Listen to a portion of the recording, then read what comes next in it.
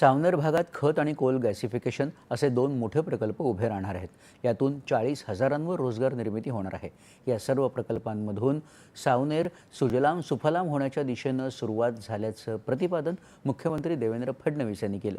श्री रामनवमीच्या पवित्र पर्वावर सावनेर नगर परिषद मैदानावर मुख्यमंत्री देवेंद्र फडणवीस यांच्या प्रमुख उपस्थितीत महाआरती विश्वविक्रमी कार्यक्रम तसंच विकास कामांचं ऑनलाईन भूमिपूजनही त्यांच्या हस्ते झालं. त्यावेळी ते बोलत होते.